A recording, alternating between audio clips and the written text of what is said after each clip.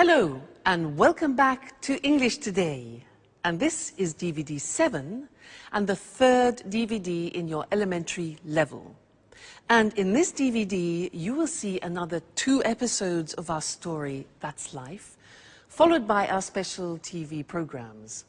In the cinema program, they will be talking about the Sundance Film Festival, followed by a debate about e-learning. Then, in the grammar section, we will study more about adjectives, in particular the comparatives and the superlatives. So,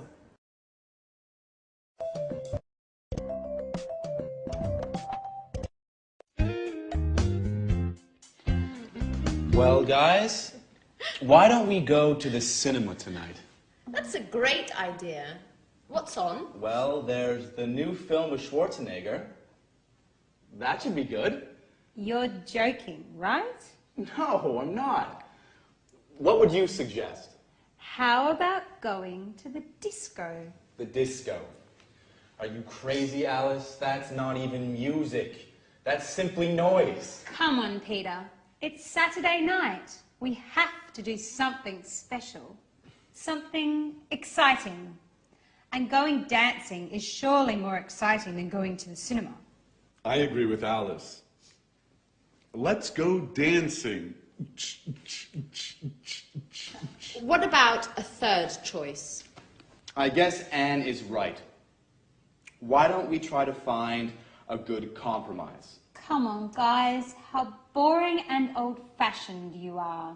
And you are more frivolous than I am, Alice. Come on, guys. Don't argue now, please. Let's vote on it. Well, Alice and I want to go dancing. Peter and Anne don't. How about you, Sharon? I don't know. Well, the disco is probably more entertaining than the cinema. Great. Okay, guys. 3 against 2. Let's go dancing.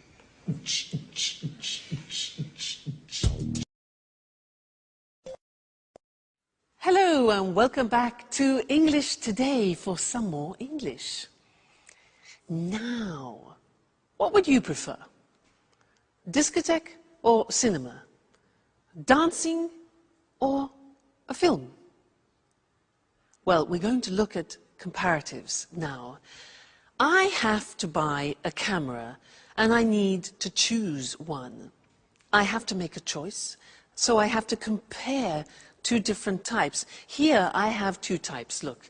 This one here and this one here. Now they're quite different. Listen to the language I use when I compare them, okay? Now, this camera is smaller than this one. This is really quite big. It's bigger than this. And it's also heavier, this camera, than this one. This is a light camera, so it's lighter than this model. Now this model looks more sophisticated and probably more artistic than this one. Whereas this one looks more practical, but maybe less complicated. What do you think? What else? Well, this is definitely more expensive than this one.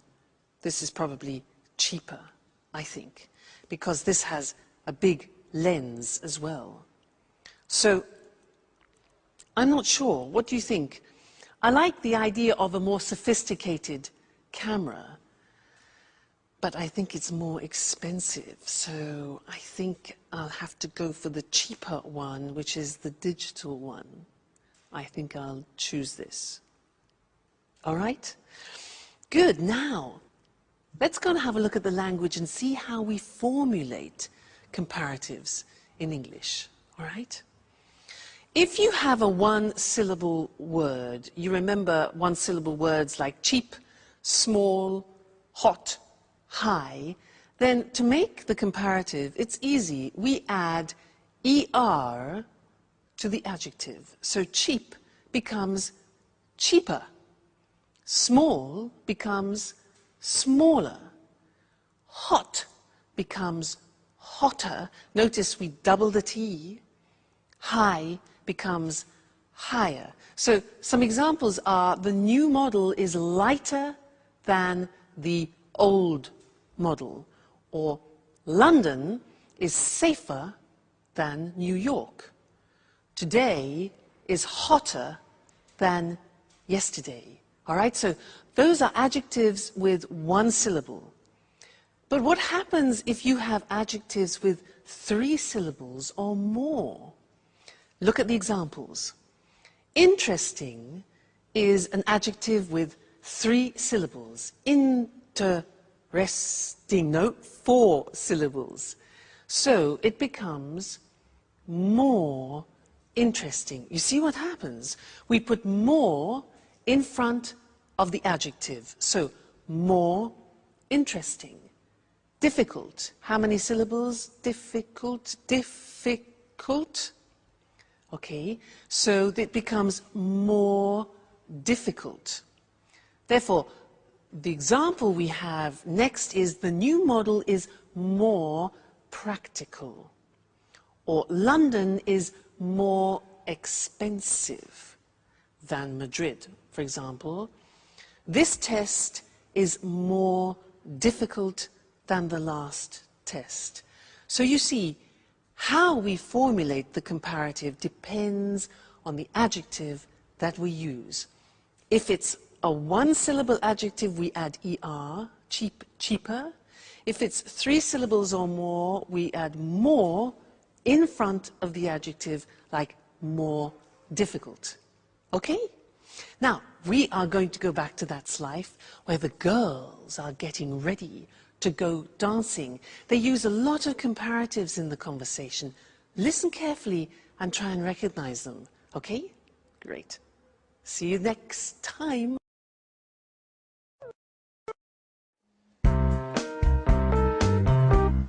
Here's my party hat. How do you like it? You look great. I envy you. Hats really suit you. Well, I envy your room, Anne. But with all this traffic, how do you sleep? Oh, I'm used to it. Which disco are we going to? Paradise. It's a new disco on King's Road. It's very nice. Did Tom and you go there together? Yes, we went last Saturday. We spent a nice night together. Maybe I asked the wrong question. You don't like Tom, do you? He's boring. Very boring. Besides, he's an Aries, and he talks too much. Last night, for example, he showed me all the pictures of his holiday in the Alps. He talked for an hour about the mountains. But I hate the mountains. Why do you say that? The mountains are beautiful and spectacular. I prefer the beach. It's more relaxing and entertaining. Oh, I don't know. I think the beach is more boring than the mountains. Why do you say that? Well, think about it. Lying on the beach every day, it's much more interesting to be walking in the countryside. Yes. But it's usually colder in the mountains. I think the beach is also more romantic.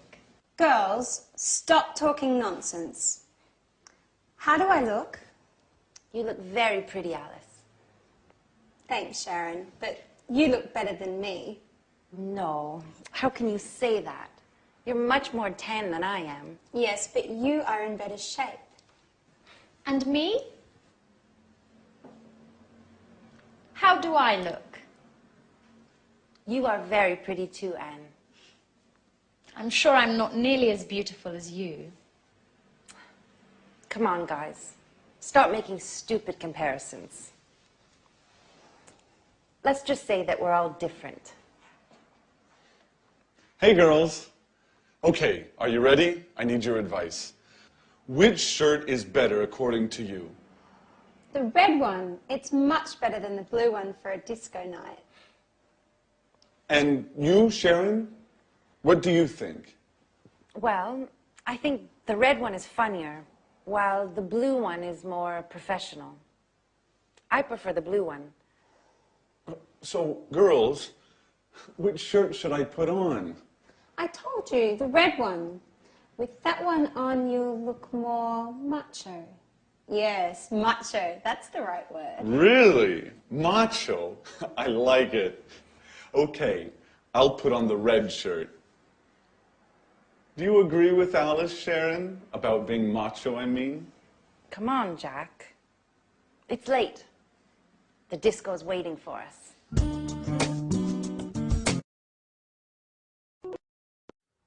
Hello again, and welcome back. I want to continue talking about comparatives in this lesson because last time we talked about how we compare with adjectives with one syllable and 3 syllables and more. Remember, we said hotter than, but more difficult than. So what happens if we have adjectives with only 2 syllables? For example, like heavy or easy. Well, we say heavier and easier, but the spelling changes. And that's what I want to show you on the screen now, because the Y at the end of easy and heavy disappears. Look. Happy is an example with an adjective with 2 syllables ending in Y. Happy becomes happier. Take out the Y, put in I-E-R, okay?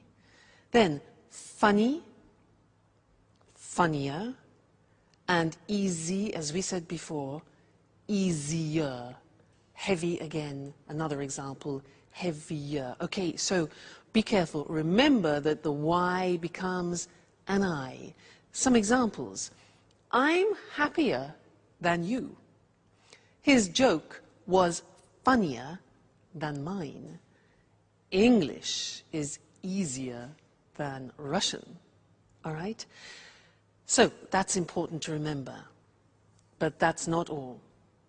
There are some real exceptions, as always, in the English language, also in the comparative form.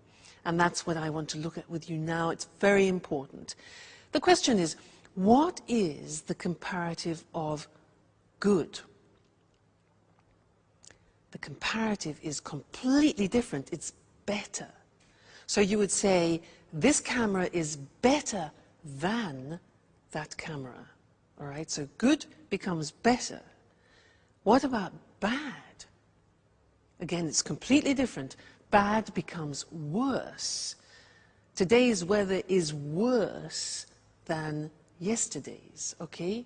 Bad, worse. And one more example, far, which means distance, far becomes further or even farther. Both possibilities, farther written F-A-R-T-H-E-R, as you can see on the screen. All right, so those are the big exceptions. Good becomes better. Bad becomes worse. Far becomes farther or further. You choose. Examples, walking is better than running. Today, the weather is worse than yesterday. And Southampton is further than Brighton. All right? So those are all the most important things that you need to know when you're comparing things.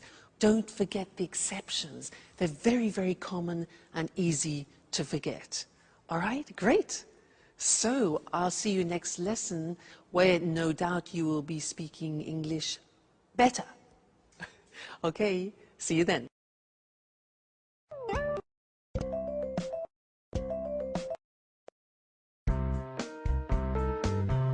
So, Tom, which do you think is the best?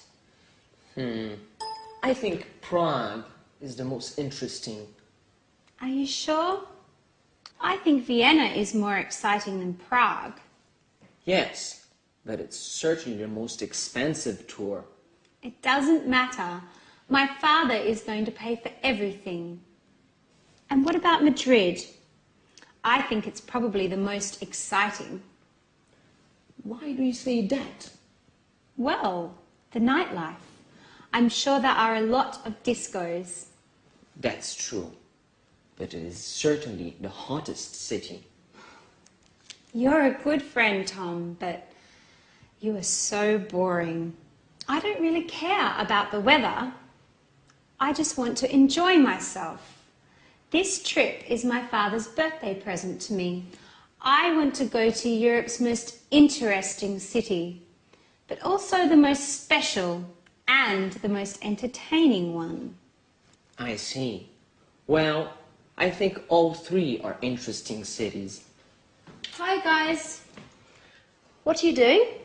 My father is going to give me a trip for my birthday, so I'm choosing where I would like to go. Oh, really? That's great. Are you going alone? No, my father promised to come with me. Oh. Well, do you already have an idea of where you want to go? Not yet. I can't make up my mind between Vienna, Prague and Madrid. Tom was making some precious suggestions. But she isn't taking my advice, as usual. Well, I think Prague is probably the oldest city, but Vienna is the most interesting one. There are a lot of important meetings in Vienna. Oh, and lots of museums too. Well, Madrid also has a lot of museums. Do you agree with that? Yes, that's true. But Madrid is certainly the hottest city. Oh my God, Anne. You are like Tom. You both talk nonsense. I think you two should go out together. I think you would get on well. Alice, what are you talking about?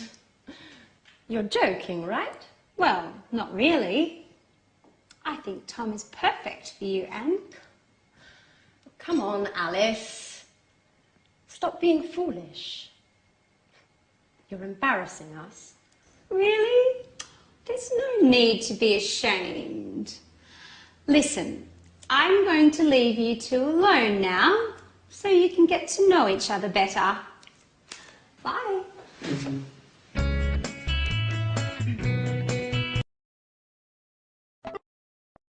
Hello again. Now that's an interesting couple. Tom, who is an obsessive museum goer, Anne, who is an obsessive cleaner. Put them together, and what have you got? The cleanest museum in the world. Now, the cleanest is an example of the grammar form of the superlative, and that's what I want to look at with you now. I want to give you some examples, so listen carefully to what I say, all right? Good. So, good morning, ladies and gentlemen. Are you having problems opening your bottles? Well, I have the solution for you. Here it is. A revolutionary bottle opener. This is a bottle opener. Have you been using these old models like this and been having problems? Well, this is the most intelligent and the most revolutionary bottle that you can find. Bottle opener, it's called, okay? So, how does it work? You take your bottle of wine. You open it up like this. You open it here.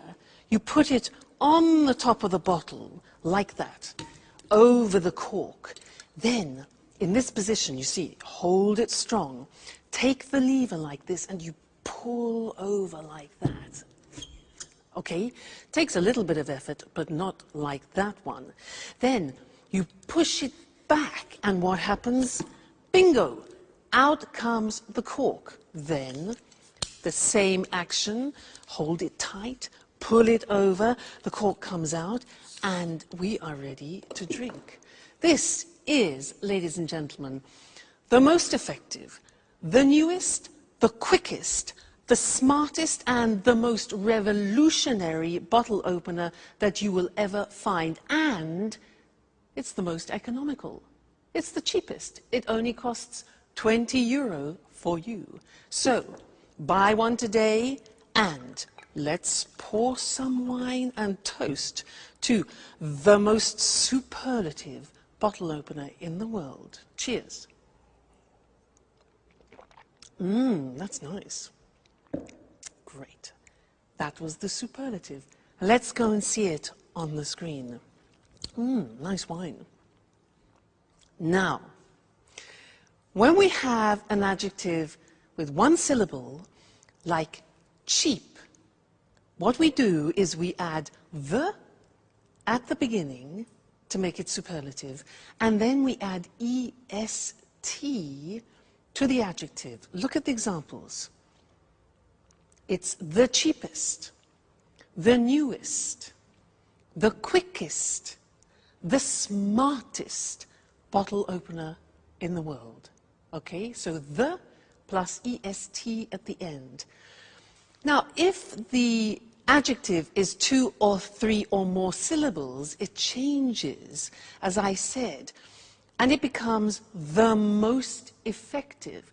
Now, the adjective doesn't change, but in front of it we put the most effective. It's the most economical bottle opener.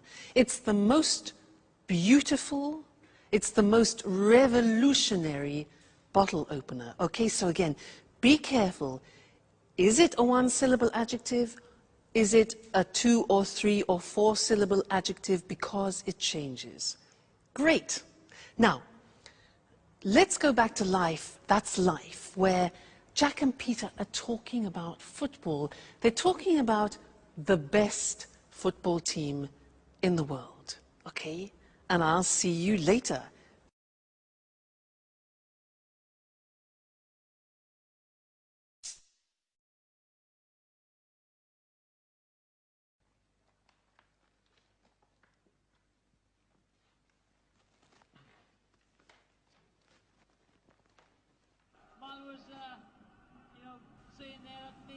Hey, Peter.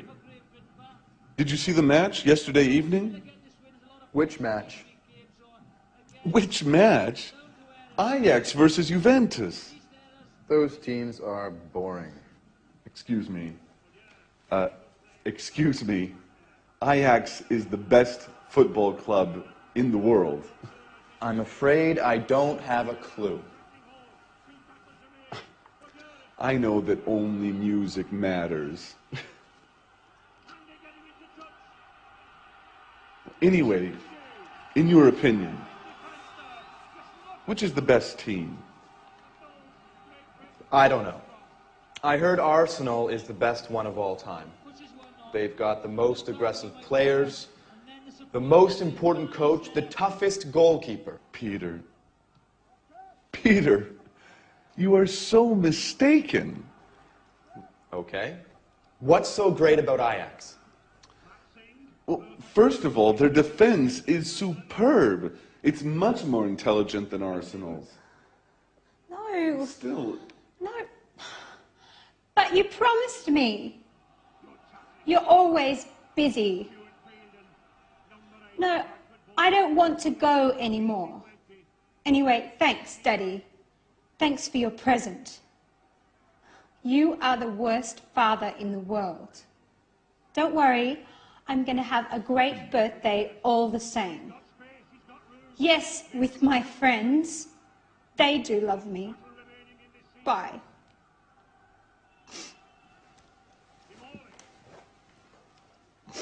is everything okay, Alice? No, nothing is okay. My father keeps on being the same. Oh, come on, Alice. Don't cry, please. Tell us what happened. Well, you know, I told you my father decided to give me a trip for my birthday. Well, he promised to come with me. And just now, he told me that he can't anymore because he has some important work to do, as usual. Oh, don't be angry with him. Even if he has something important to do, you can leave for your trip anyways. No, I don't want to go anymore. Well, don't worry, Alice. We are going to give a big party for you.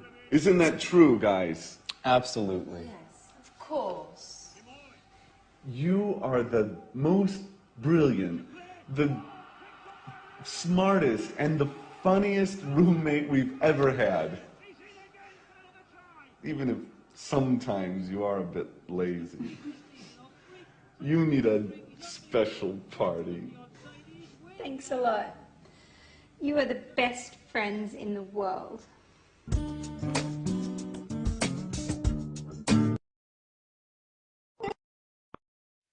Hello again. Now, you know, Mr. Monkey reminds me of Jack. He's obsessed with football, but he's very sweet. Did you hear what he said to Alice? He said, "You're the most brilliant roommate we've ever had." That's really sweet. And did you hear them talking about football? Well, I don't know what you thought. They said, this was Jack, he said, "Ajax is the best football team in the world." Debatable. Alice said her father was the worst father. And Jack then said, "You are the funniest roommate that I have ever had." And so these are all examples of exceptions in the superlative form. I want to go to the screen now and look at those because they're not that easy. So, look at the first example. With adjectives ending in Y, we remove the Y as we've learnt before, and we add I-E-S-T. So, funny becomes the funniest. Easy becomes the easiest. So the examples are, "You're the funniest roommate I have ever had," for example. Or Naples is the noisiest city in Italy. Or it's the happiest day. All right, so those are two-syllable adjectives ending in Y. Now look at the exceptions. Remember, we have already learned that good, bad, and far are exceptions in the comparative. Well, look at the superlative. Good in the superlative becomes the best. So it's good, better, the best. Bad in the comparative is worse, remember? The superlative is the worst. Notice the T. Bad, worse, the worst. Don't forget to pronounce the T. And then far, the comparative we said was farther or further, and the superlative form is the farthest or the furthest. Okay? So, those are the three most important exceptions. You need to learn those by heart because words like good and bad we use every day. So try and memorize them, all right? And I'll see you in the next lesson. Bye.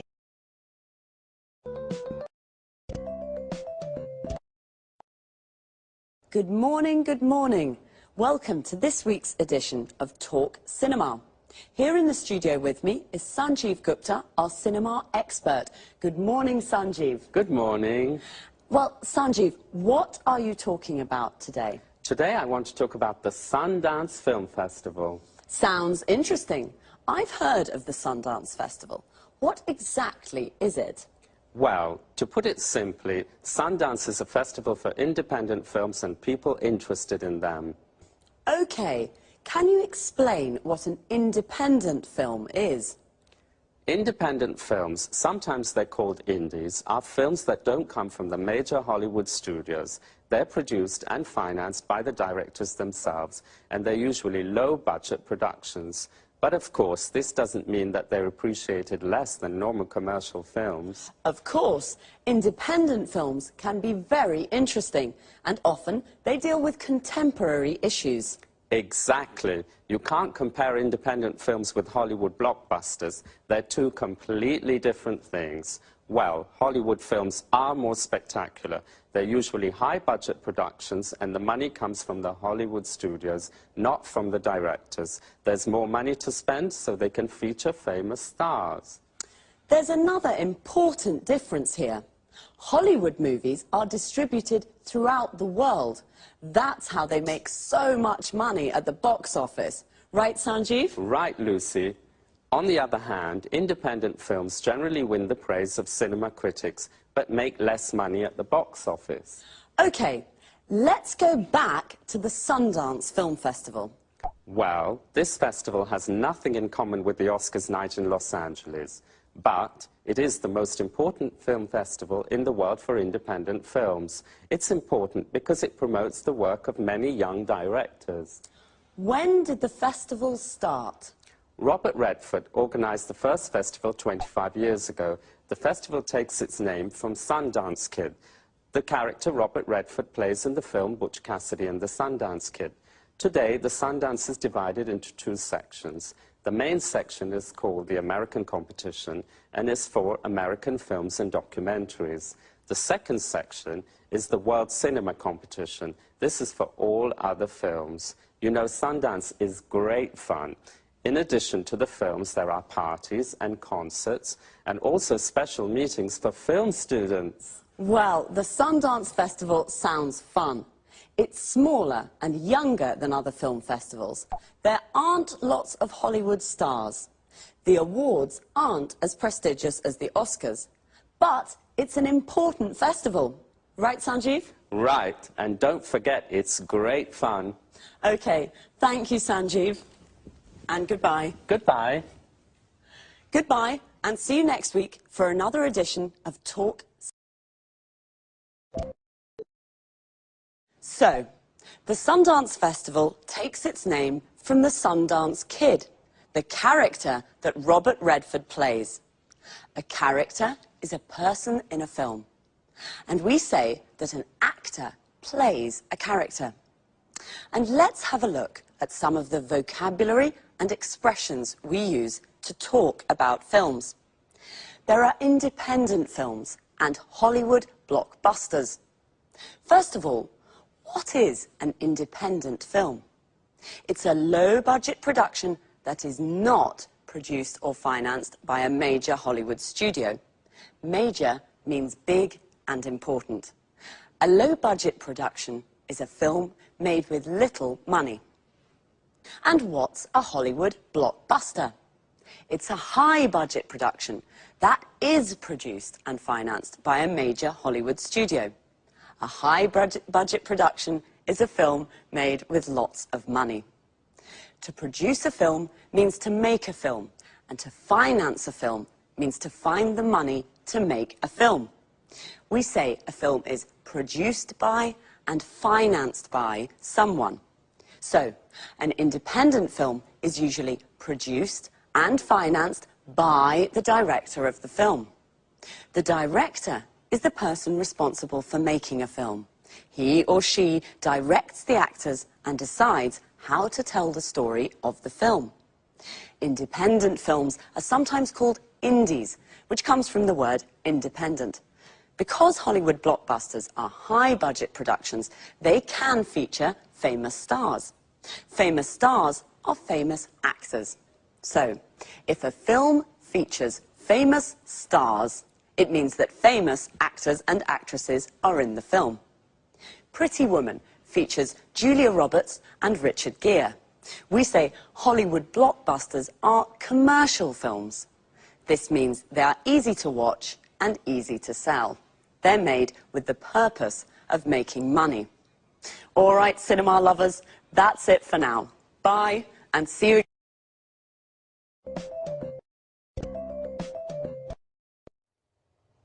Hello, welcome to this week's edition of Let's Talk, the Saturday evening debate with our commentators Tom and Marie. Good evening. Tonight I'd like to hear your thoughts about e-learning. You know, when I was a teenager, I hated school and studying. As you can imagine, my exam results weren't very good, so I couldn't go to university. Now, I'd like to study philosophy, and I'm thinking of taking a distance learning course using my computer and the internet. Well, e-learning. The E means electronic, so e-learning is electronic learning. This is a new and convenient way of studying. Many universities around the world now offer distance learning degree courses via the internet. You can take a course from a university in England or in the States without leaving your home. That's true, but you need to have a lot of motivation to take an e-learning course. Why? Well, good time management skills are very important for successful e-learning. You mustn't waste time. You must study a little every day. It isn't always easy, especially if you work. Okay, e-learning courses can be more difficult. Traditional courses can be better. But there are many advantages to studying for a degree at a distance. What are these advantages? In fact, let's talk about the advantages and the disadvantages of e-learning. Okay. One advantage, you can study when you like and where you like. I see. So it's a flexible way of learning. Exactly. Another advantage is that e-learning gives people a second chance to take a university course without giving up your job. You can study and work at the same time. I'm sorry, Marie, I don't agree. When you work, it can be very difficult to find time to study. Besides, students can feel lonely and isolated when they study by themselves. Wait a minute. This is where the electronic part helps. There's lots of interaction with other students and course tutors. Some courses use virtual classrooms to teach small groups. You can see your tutor and other students on your computer screen. You can talk with them and use text chat or email and discussion forums too. Today, most courses include study skills information on how to study well at a distance. Okay, but some course materials can be really boring, just like reading books online. And some e-tutors are very inexperienced and don't know how to teach in this new way. And remember that dropout rates are high for e-learning courses. Yes, I agree with some of what you say, but good multimedia course materials can be very stimulating as they use audio, images, and text together to teach. Okay, I see that you both have strong opinions on this topic. This discussion is very interesting, but I'm afraid we've run out of time. So, e-learning, the new independent way of studying with advantages and disadvantages. My philosophy course? I'll have to think. So, goodbye to our commentators, Marie and Tom. Goodbye. Goodbye. And goodbye to you. And see you next time on our discussion group. Well, I'd like to take an e-learning course, but I'm not sure that I have the motivation I need. Notice how we say to take a course. For example, to take an English course means to study English. To take a distance learning course means to study from home. If I take an e-learning course, I can study at home and send my work to my course tutor via internet. The course tutor is the teacher for the course. Most people go to university. To go to university means to study full-time at a university. We can also say someone is at university. For example, I'm at university means I'm studying for a degree at a university. A degree is the qualification you get when you complete a university course. A degree course can take from 3 to 5 years, depending on the subject you study. I wanted to study philosophy at university. We say to study a subject at university. For example, my friend Sasha is studying mathematics at university. We can say she goes to university. She's at university. She's studying mathematics at university. She's taking a mathematics degree at university. We can also say she's studying for a degree in mathematics. Notice we can say either a mathematics degree or a degree in mathematics. With e-learning courses, people study for a degree at a distance. This means they study at home. They don't go to the university to study. But Tom said the dropout rates for these courses are high. The dropout rates is the number of people who don't finish the course. The verb to drop out means to not finish a course. We can say to drop out of school or to drop out of university. Okay, well, study hard, and I'll see you on Saturday for another edition of Let's Talk.